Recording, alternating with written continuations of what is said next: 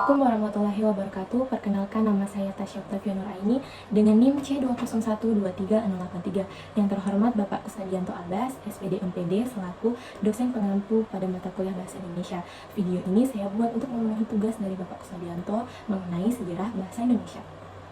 Seperti yang kita ketahui, bahasa Indonesia adalah bahasa resmi nasional atau bahasa persatuan yang digunakan oleh semua lapisan masyarakat di Indonesia terlepas dari bahasa daerah. Nah, sebenarnya sejak kapan sih bahasa Indonesia digunakan di Indonesia? Menurut catatan sejarah, lahirnya bahasa Indonesia bermula dari bahasa Melayu yang digunakan pada abad ke-7 Masehi di kawasan Asia Tenggara. Bahasa Indonesia ini tumbuh dan berkembang dari bahasa Melayu yang dari zaman dulu telah digunakan sebagai bahasa perhubungan dan perdagangan. Penggunaan bahasa Melayu ini bisa dibuktikan dengan ditemukannya sebuah prasasti yang penulisannya masih menggunakan bahasa Melayu. Adapun prasasti yang ditemukan yaitu prasasti Kedukan Bukit, prasasti Taman Tuo, prasasti Kota Kapur, dan prasasti Karangbrahi.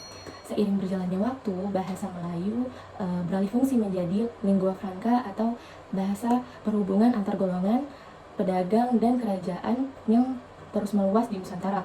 Perluasan ini terus berlanjut hingga abad ke-17 ketika Belanda menduduki Indonesia.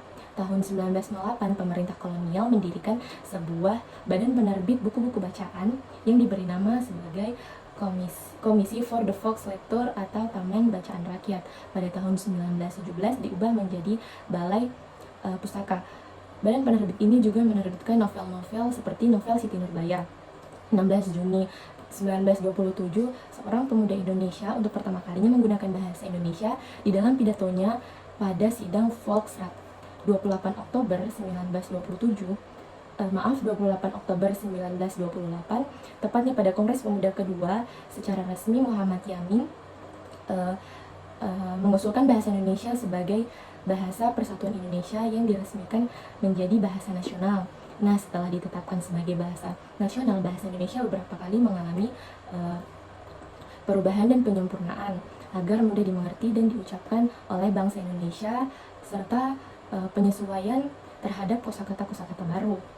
Berikut beberapa tahap penyempurnaan tersebut, yaitu ada ejaan Van Ophuijsen pada tahun 1901, ejaan Suwandi pada 19 Maret 1947, ejaan Melindo pada tahun 1961, dan yang terakhir ada ejaan bahasa Indonesia, bahasa yang disempurnakan atau EYD pada tahun 1972.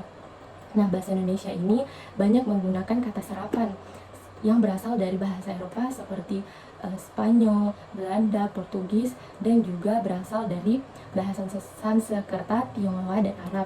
Sekian pemaparan materi dari saya akhiri. Wabillahi taufiq wal hidayah. Wassalamualaikum warahmatullahi wabarakatuh.